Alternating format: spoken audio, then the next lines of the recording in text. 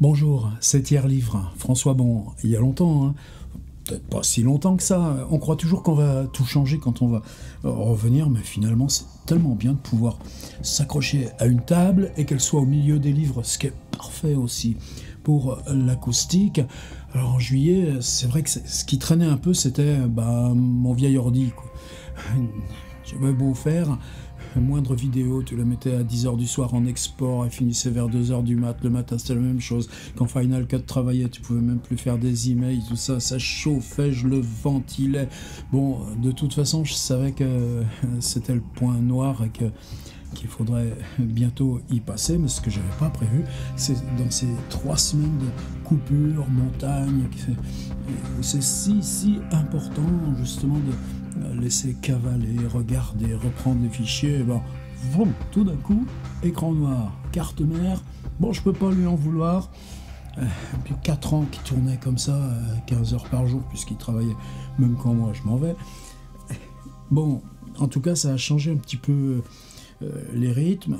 Je ne vais pas m'attarder sur mes souffrances. Là, j'avais un gros carton qui m'attendait. Mac Studio, la bête, elle est là. C'est comme une espèce de petit cube. Ça fait pas de bruit, ça bouge pas. Dessus, on greffe un clavier, une souris. J'ai repris mon écran habituel qui est là. Au moins, contrairement au portable, j'y vois. Je peux multiplier mes fenêtres. Et là, pourquoi je dis ça va pédaler? Parce que ce projet Rabelais, là je l'ai en version cartonnée, la version souple, mais c'est le même livre avec ses 520 pages. Et puis surtout, dès qu'on l'ouvre, c'est ce que je rêvais depuis très longtemps. De quoi je rêvais? D'un texte grand et lisible, ce qui fait que la langue ne soit pas gênée, on la reconnaît visuellement, il n'y a pas de notes, il n'y a pas d'appel, il n'y a pas de gribouillis, il n'y a pas de... Et puis, par contre, la table des matières, elle est en tête pour s'y retrouver ultra facilement. Et puis, dès l'ouverture, dès la... Zoom ouvert, un QR code, il y a le lien en clair ci-dessous pour ceux qui n'aiment pas ces bestioles-là. Mais tchoum, dès qu'on l'ouvre, téléphone, ordi, manuellement sur ce que vous voulez, la table des matières, elle revient, mais chaque chapitre est là en vidéo, in situ, plus des explorations, plus des lieux, plus des rencontres. Et moi, je m'étais dit, tu vas faire ça à partir d'avril jusqu'à juillet. Tu parles fin juillet, j'ai l'impression que je suis même pas à moitié du projet. Donc là, l'automne, première chose, on reprend Rabelais. Alors ce sera plus simple aussi, puisque le livre est là. Moi, c'est le livre qui me paye les pleins d'essence. Et puis tout ce qu'il faut. Bon, il y a là le matériel, c'est bon, tout va bien. Mais c'est l'accès au livre. Et j'en profite pour la petite parenthèse. Merci à celles et ceux qui l'ont commandé là, pendant ces 3 semaines. Ça part demain à la poste. Touchez de la confiance. Mais dès que vous commandez le bouquin, on vous envoie, nous, le journal de bord, comment ça se passe, ce qu'on fait, pourquoi. C'est comme un autre livre qui s'écrit. Il y a tout le dossier numérique, il y a les portfolios, il y a des index chronologiques, thématiques. Je voudrais revenir maintenant plus sur la bio, revenir sur les portraits de Rabelaisiens. Par exemple, là, pendant 3 semaines, j'ai relu Mireille Huchon, j'ai relu Lucien Febvre, tout ça. Pour moi, ce chantier va continuer et probablement au moins jusqu'à Noël. On verra après où ça nous emmène. C'est pas le coup de se dire, waouh, 2023 t'as fait Rabelais, puis après tu feras quoi? Tu feras Balzac? Non, c'est pas ça. Moi, c'est mon continent vie. Je l'ai ouvert et là j'ai encore gros besoin de le structurer, le développer, mais on a fait déjà, grâce à vous toutes et tous, le socle. Bien, maintenant, ça va continuer et on verra après. Après, il y aura quoi? Il y aura retour à Lovecraft aussi. Alors, Lovecraft, vous savez aussi que ce qui me permet d'être plus ou moins indépendant, en tout cas d'avoir cette liberté là, c'est que Point, la petite maison de poche, on en est à 9 titres chez Point, on les trouve un petit peu partout, là, à force de les offrir, je m'aperçois que j'ai plus le Common Place Book par exemple et tout ça, il faut que j'en recommande, il faut que j'arrête là d'en donner de la main à la main, c'est vendu 6 € et moi je touche 4% sur les 6 €. Ouais, ben, quand ça arrive là, fin juin, bah, disons, sinon, je sais pas comment j'aurais changé d'ordi. Mais là encore, cette première démarche d'association du site et du travail, c'est-à-dire mes traductions, elles sont là dans Tiers Livre aussi, avant qu'elles soient reprises chez Point. Ça a été un blog sur c'est une série de vidéos qui s'appelle l'Instant Lovecraft. Il y en a une centaine, je crois, avec des lectures intégrales. Et puis ça, c'est un plaisir. Toujours aussi de pouvoir en refaire, parce que les premières que j'ai fait il y a 4-5 ans, je n'avais pas ce micro, j'entre pas dans le détail, mais pour moi, il y a quelque chose de salutaire, et vous savez que ça fait plusieurs années que je suis sur un projet. C'est ça aussi qui m'a amené à Providence en 2015 pour travailler. C'est ces petits carnets de H.P. Lovecraft. Voilà, 1925, c'est pile la même marque. Je trouvais 10 € sur eBay. Et du coup, je suis un peu fétichiste. J'en ai pris des autres années, 1928, 1933. Et ces rubriques, vous savez, au milieu, il y a les petites cartes. Au début, on insère, enfin, Lovecraft le faisait, ses mensurations, son numéro de téléphone. C'est important, le téléphone. La taille des faux cols, puisqu'il pratiquait ça aussi. Et puis en 1925, c'est l'année de New York. Et tout gribouillé, saturé en style télégraphique. Et moi, j'ai tout décrypté, tout traduit. Et l'idée, c'est quoi? Alors justement, c'est maintenant que j'ai fait Rabelais. Grand livre, gros nombre de pages. Ce serait de faire un livre où on aurait comme ça 365 doubles pages. Et chaque double page, c'est un jour de l'année 1925, où il y aurait ce qu'a fait H.P. Lovecraft, la traduction littérale, la traduction commentée. Ça, j'avais déjà bien avancé à plus des 2/3 via un blog. Et puis, d'un autre côté, toutes les passerelles, ce qu'on peut commenter, et un article du New York Times. C'est-à-dire, quand tu prends le New York Times du même jour où il se balade, tout d'un coup, c'est ça la mine que j'ai ouverte. Alors, il y a plein et plein de bouquins. Toute la galerie là-haut, c'est ma bibliothèque Lovecraft, tous les témoignages de Belknap Long, du George Kirch, tout ça, les lettres écrites toute cette année-là. Alors, l'idée, je pense que ce serait, et ça commence à cogiter maintenant, alors je ne sais pas quand je le commencerai, mais pour moi, ce serait plutôt toute l'année prochaine, chaque semaine, un jour par semaine, on se prend, non pas Lovecraft au jour le jour, c'est ça qui me bloquait aussi, ça ce sera le livre, mais la semaine de Lovecraft, et faire une espèce de récit feuilleton, comme ça.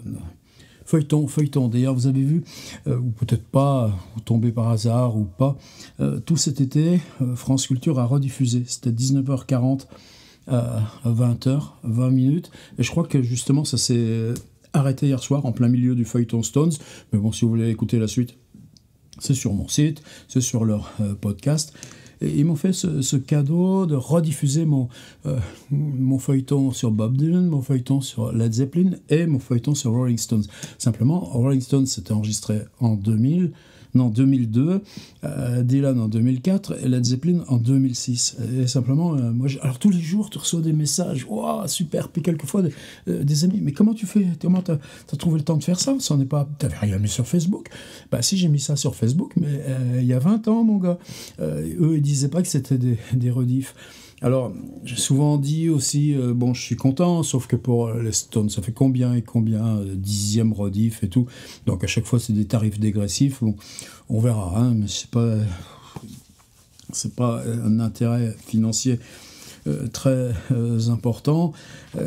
Ce qui me mâche un peu, c'est que si on considère que c'est vivant, ça, on le remet pas à l'identique. C'est-à-dire, par exemple, il m'aurait juste proposé, écoute, on passe tes feuilletons au début de la série Dylan, au début de la série Led Zepp, au début de la série Stones, et si tu nous faisais 20 minutes pour dire qu'est-ce qui s'est passé depuis que tu as enregistré ton feuilleton, et puis même qu'est-ce que tu n'avais pas vu, ou qu'est-ce que tu n'avais pas compris, ou qu'est-ce qu'on a appris depuis lors. Et ça, quelle joie ça aurait été de le faire, recontextualiser un petit peu. Ça s'est pas passé, mais enfin, je le reconfirme. Merci France Culture d'avoir mis du François Bon tout un été, tout du long. Simplement, c'est pas la même chose que si on travaillait aujourd'hui encore ensemble. Allez, ça c'est juste une petite parenthèse, mais enfin moi, feuilleton Lovecraft, donc c'est pas parce que je fais Rabelais que j'oublie les autres. Et toutes ces mutations-là qui en 1925 sont d'autant plus visibles, perceptibles que Lovecraft au jour le jour note ces petits trucs. La radio, la transmission d'images à distance, l'exploration des grands fonds marins, la traversée de l'Antarctique en avion, dont il fera Montagne de la Folie. Alors, tout ça, c'est en piste. Alors sinon, le site, on change pas. Alors, on change pas, vous savez que par exemple, là, on est à la 10 bis, c'est-à-dire qu'on a entamé le 10 juin un cycle été d'ateliers d'écriture. Alors le principe, parce que moi chaque fois c'est aussi t'as envie d'aller dans des choses là, de l'inconnu, tu te dis, si tu regardes, mais comment tu vas y arriver? Non, mais c'est justement pour ça qu'on doit le faire. Donc on a fait 2 belles expériences l'an dernier, écrire sur 40 jours au quotidien. Une sur exercice d'écriture, le fitness technique, et puis une autre sur qu'est-ce que c'est le carnet de l'auteur. Et ça, tiens, je dois l'avoir ici. On a un petit bouquin qui, pour moi, maintenant, compte énormément. 40 exercices pour le carnet d'écrivain. Il m'en reste encore une bonne pile. Ça, je vais en parler. Et pour ce cycle été, parce qu'on a toujours plus de dispo, plus d'échanges, se dire, d'abord, on est dans le roman. Il y avait Balzac derrière. Qu'est-ce qui fait que le roman progresse vers l'avant et comment ça, on nourrit cette avancée. Le principe, c'était que chaque dimanche, il y a une proposition d'écriture et que chaque mercredi, il y a une proposition d'écriture bis, un post-scriptum, qui repartent au travers de la première, mais en allant fouiller un peu plus, fouiller autrement. Et donc, ça nous fait déjà 20 séances d'écriture au compteur. Alors, il y a eu ce crash d'ordi. Bon, j'ai réussi à enregistrer 9 bis, 10 bis. Là, pour la 11, merci de m'accorder 2 jours de délai. On va reprendre ensuite le rythme normal, mais il me fallait le nouvel ordi, il me fallait les livres, il me fallait... donc, c'est pas grave. Par contre, cet atelier, cette question du roman, et qu'est-ce qui se dessine là pour celles et ceux là qui marnent depuis bientôt, c'est la fin du 3e mois, sur avancer comme ça de la matière écrite. Bon, on va le laisser avancer jusqu'à fin septembre s'il faut. Ça n'empêche pas d'ailleurs même que vous vous greffiez, que vous veniez, que vous repreniez le truc en route. J'en vois tous les jours. Et c'est tellement formidable de partager ça. Et encore des idées pour la suite. Par contre, il y a quelque chose qui m'a... C'est pas que ça me mâchait, mais l'an dernier, donc vous savez, quand vous entrez sur une des propositions d'écriture tiers-livre, d'abord il y a les documents complémentaires, les ressources, les scans, tout ça qui sont dans l'espace... Patreon réservé, et merci à vous toutes et tous qui vous abonnez pour participer, mais qu'est-ce que c'est chouette aussi comme aventure, et on peut avoir accès de façon libre au cycle précédent, puisque ça fait depuis 2016, ça fait 7 ans, donc il y a plus de 200 propositions en ligne avec l'argumentation, les documents d'appui et tout ça, c'est un peu fou. Mais moi j'ai passé 30 ans là-dedans, tu comprends, je m'accomplis enfin. On n'a pas arrêté de prendre des coups dans la gueule dans les ducnats, non, dans l'université, et ainsi de suite, et ainsi de suite. On a tenu le coup. Alors évidemment, maintenant, c'est banal. Tous les jeunes auteurs se lancent et négocient eux-mêmes entre le travail à la table et les ateliers qu'on donne. Mais moi, cette réflexion, bah, il y a une espèce d'acmé qui doit se passer. Et donc, j'avais proposé un truc qui s'appelait Revisite. C'est-à-dire que le vendredi, je remettais un petit peu en ligne un atelier de tel cycle, personnages, lieux, photographie, etc. Et en disant... pour avoir une espèce d'itinéraire plus progressif. C'est-à-dire pour celles et ceux là, qui commencent, qui rejoignent. Et c'est pas comme ça qu'il faut que ça marche. Alors donc, là justement, avec la nouvelle bécane, parce que ces derniers temps aussi c'était infernal en Zoom avec mon vieux MacBook, ça ramait, ça pédalait, ça chauffait. Bon, là les Zooms, tout à l'heure j'ai fait un test, on peut y aller. Zoom demande énormément de puissance de calcul, mine de rien. Et moi, ça m'ouvre quoi? Ça m'ouvre que le mardi, 19h, 21h, 2 heures, c'est ce qu'on faisait, c'est comme ça qu'on travaille à Sciences Po. 30 minutes, ok, j'y vais, je présente, je dis ce que je veux, les enjeux, les consignes, etc. 19h30, 20h30, vous avez 1 heure pour écrire, en solo. Vous débrouillez. Par contre, je suis là. Si vous envoyez une petite question par le chat là, du Zoom, ou même simplement, vous réveillez votre fenêtre, je vois, et moi, je serai jamais loin. Et à 20h30, pétante, jusqu'à 21h15, pendant 3/4 d'heure, eh bien, vous m'avez envoyé à 20h30 ce que vous venez d'écrire. Bah ouais, c'est brouillon, c'est de l'ébauche, mais il n'y a pas de traces, justement. C'est parfait comme ça. Et on le regarde, on l'affiche plein écran, et on parle ensemble de à quoi ça ouvre, vers quoi ça va, qu'est-ce qu'on peut refaire avec ça, comment ça se retravaille, et tout ça. Et ça, cette expérience-là, ça a été le bonheur de ma vie pendant des années. Avec là, cet atelier. Alors pourquoi le mardi? Compliqué, je voulais qu'on garde, on a notre petit rituel du rendez-vous du lundi, 18h15, 19h15, pendant 1 heure. Là, qu'est-ce que font les uns les autres, qu'est-ce que publient les uns les autres, il y a quoi sur leur blog, il y a quoi, puis moi je rassemble tout ça aussi dans la lettre d'info, ça aussi, cette lettre là que reçoivent les abonnés tout niveau, qu'est-ce que ça solidifie? Il n'y aurait pas cette contrainte, tu trouverais pas ce que tu trouves à dire comme ça. Donc ce truc de lundi, je le voulais. Pour moi, c'est important aussi de garder des grandes plages pour moi, justement pour les boulots perso. Donc, le mardi, c'est très bien. Alors, évidemment, ah non, parce que c'est le jour de la danse de la petite, etc. Ah non, il y a mon cours d'aïkido. Bon, on n'arrivera jamais à tous s'entendre là-dessus. Bon, arbitrairement, ce sera ça.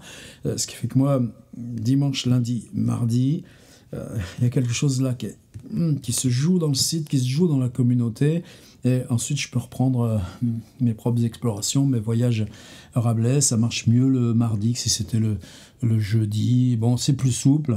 Après, on peut encore en discuter, mais vite. En tout cas, ce sera samedi 5 septembre. Alors là, dès à présent sur le site, si vous êtes abonné au niveau là, atelier, aucun problème.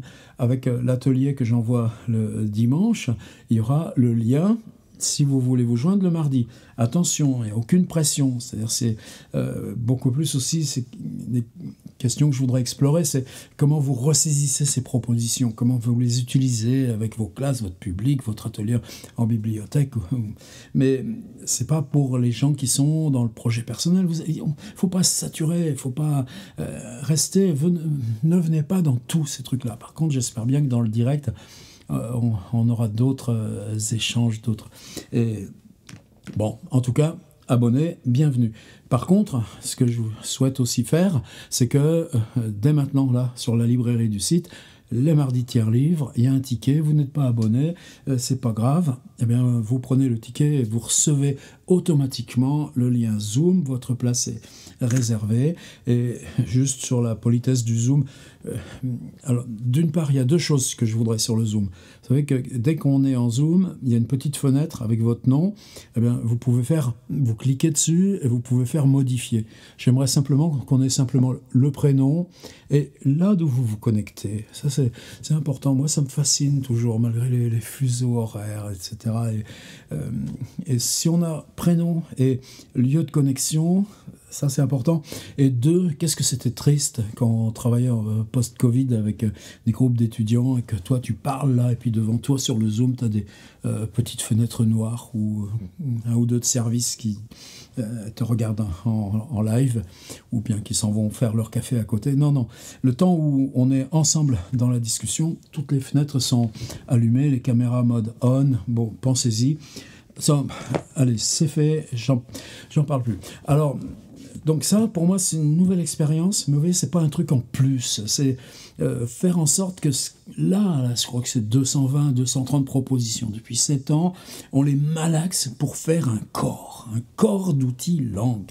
Et ça, on n'a jamais eu les moyens de le faire théoriquement, institutionnellement, en tout cas. Bon, mais moi j'ai besoin. Et puis en plus, tout simplement, se dire, eh bien, cet atelier qui devient parfois un peu funambule, parce qu'on commence à se connaître, parce qu'on a tous et toutes des bouquins publiés, des aventures, des projets personnels en cours, eh bien, il y a quelque chose de plus progressif. Il n'y a pas de prérequis. Pour commencer, on va faire 4 séances sur la ponctuation. Vous voyez, c'est une idée, tu ne sais pas pourquoi elle est là, et à mesure, il y a quelque chose qui sort. Ouais, évidence. C'est comme ça qu'on doit s'y prendre. Alors voilà, ça ce qui concerne le site. Alors, là, dans le crash ordi, c'est que pour Rabelais, je travaille avec un engin comme ça. C'est en gros le même que le GH5S là, que j'ai devant moi. Le GH5S, c'est au format 4/3, mais c'est avec ça que je fais les zooms et tout ça. C'est super bête de travail, mais j'étais passé aussi, c'est le Lumix S5, et là on est dans du plein format. Bon, il faut savoir s'en servir, mais bon, je commence là aussi à trouver mes petits repères, puis merci à celles et ceux qui me font des retours sur la technique, le filtre ND, tous ces machins-là. Et pour Rabelais, donc c'est que je me suis équipé d'une grosse perche là, avec bonnette pour travailler en extérieur. Attendez, je vais vous la montrer.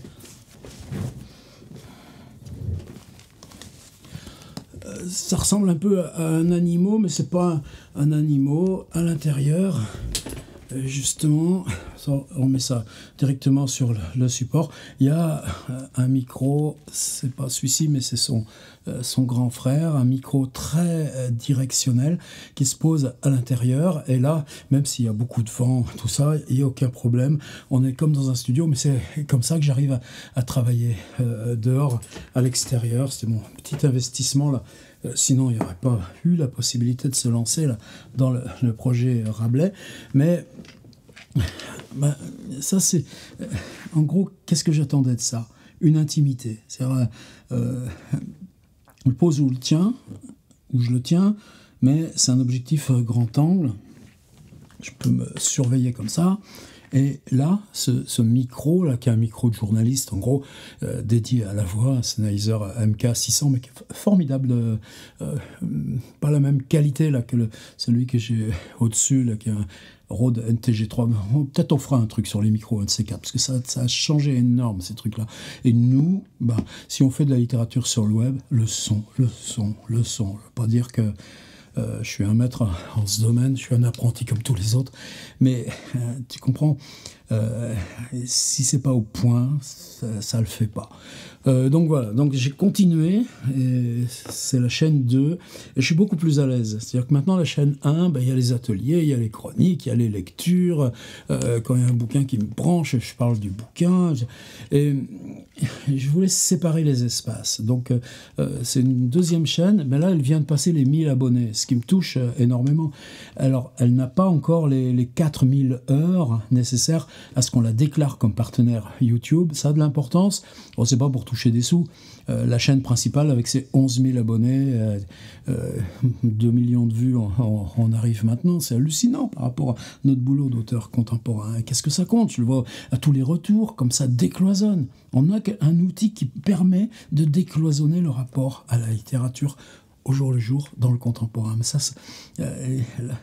ça me garde ça vitalement là, de la même façon que se dire est-ce que tu écris non, tu plonges par la parole, et c'est le surgissement de cette part écrite que tu prendrais pour publier via la forme textuelle, eh bien, tu la publies avec ta tronche, avec ta voix, avec tes silences, avec ton rythme. Et ça, pour moi, c'est cet outil-là de l'intimité du carnet, c'est ça. Alors ce mois d'août, comme j'avais pas avec ce crash ordi, c'est les carnets que j'ai continué. C'est vraiment fascinant de penser que, enfin maintenant voilà, il y a deux espaces, il y a l'espace de la chaîne principale et cet espace d'une chaîne plus perso. C'est des engagements qui sont distincts. En tout cas, le fait qu'elle arrive à 1000 abonnés, je disais, c'est pas la chaîne principale. On arrive à désactiver. Une fois qu'on a ce partenariat YouTube qui est fait pour recevoir de l'argent de la pub, on peut dire je refuse d'avoir des pubs. Sinon, ils les mettent d'office. Mais pour ça, il faut 4000 heures. Je les ai pas encore. Mais donc, dès que je les aurai, ça aussi, ce sera démonétisé. Et si vous voulez soutenir, Patreon.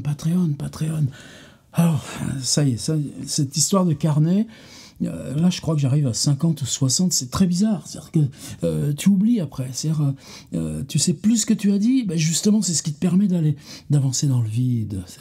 Là, je crois qu'il y a pas loin de 2100 plus 600, 2700 vidéos sur le site, sur la chaîne, sur les deux chaînes YouTube. C'est-à-dire que le livre, le tiers-livre, il y a toujours sous mes vidéos un petit lien qui renvoie au site. Et sur le site, là, on a accès à des sommaires, à des pistes complémentaires. Et ça, là, je ne suis pas au bout de cette exploration-là. Alors, ce qui reste ensuite, c'est, je dirais, la part dure aussi du travail. Je ne sais pas si elle est plus dure ou pas. C'est le fait d'être entré moi-même dans la fabrique du livre, c'est-à-dire se dire c'est venu, et j'en ai parlé plein de fois, de moments où, par exemple, là, je vais avoir Rêve dans la maison de la sorcière de Lovecraft. Si j'attends point, ça viendra jamais. À un moment donné, tu le fais, tu le publies, tu le fabriques.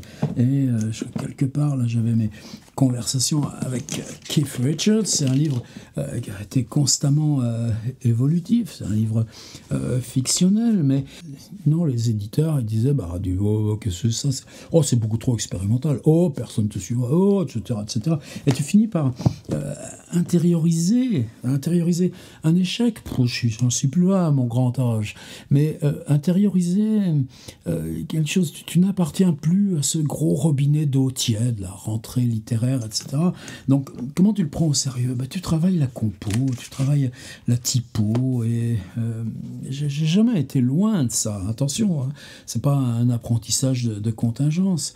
Pour moi, le récit et sa typographie, ou le récit et son mode de publication, y compris sur YouTube, là, comme on est en train de le faire, ça va ensemble. Donc, de toute façon, ça continue. Par exemple, là, le deuxième livre est toujours le plus difficile à écrire. C'est comme ça que ça s'appelle maintenant. C'est mon deuxième livre chez Minuit. Ça s'appelait Limite, en 1985. À un moment donné, Minuit n'a plus voulu ni le réimprimer, etc. J'ai dit, ok, je reprends les droits, vous voulez bien, puisque vous ne réimprimez pas, ok, aucun problème. Mais donc maintenant, je l'ai recopié à la main, ça datait d'avant l'ordinateur, et en insérant tout le making-of, en insérant de quoi ça parle, et pourquoi, et comment je l'ai écrit, et où, et ce qui se passait dans ma tête, et pourquoi ça a pris ce truc-là. Donc pour moi, c'est hyper important d'avoir pu faire ces trucs-là. Alors, vous voyez, là, j'en ai 3, et 3, 6 et un 7. Ça me prend une place monstre sur les étagères. Le Keith Richards, j'en ai avoir une dizaine. Les exercices pour le carnet d'écrivain. Et là, l'ordi a payé. Je me suis dit, bon, d'abord, on commence par faire un déstockage, comme aux Galeries Lafayette. Donc, si vous me faites la gentillesse d'aller voir, là, sur tiers livre, de toute façon, dès qu'on arrive sur la une du site, il y a forcément le moyen de trouver, de s'orienter. C'est un boulot permanent. Et ça fait il date de quand? C'est 2005, il va bientôt avoir 20 ans. Et encore avant, c'était le premier site, c'était 97. On trouve toutes les traces de ça. C'est ta vie.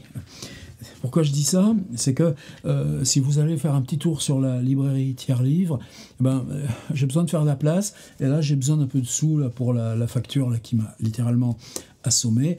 Donc, déstockage, ça veut dire que celui-ci devait être à 15 balles, il est à 11. Et puis, c'est comme ça. Et on avance d'un bon pied. Et puis, en plus, moi, j'ai envie de remanier, autre chantier. Voilà, c'est ce que j'avais de principal à dire. Le projet Rabelais, Lovecraft qui prendra son envol tranquillement à mesure, parce que ce bouquin, avec les 365 grandes pages, et avec chaque fois une recontextualisation de ses petites notes et de ce qu'il fait, de qui il voit, le film qu'il a vu, qu'est-ce qu'il a écrit, qu'est-ce que c'est ça, c'est aux 2/3 fait, mais bon, c'est un chantier moi qui date depuis maintenant des années. Ces histoires de bouquins, juste vous dire que c'est tellement important. C'est ce que j'appelle description des hommes. C'est pareil. Au départ, ça s'est appelé Fiction du corps. Ça devait paraître chez Verdier. Verdier, ils ont pris le chou parce que en même temps, j'avais écrit sur mon site.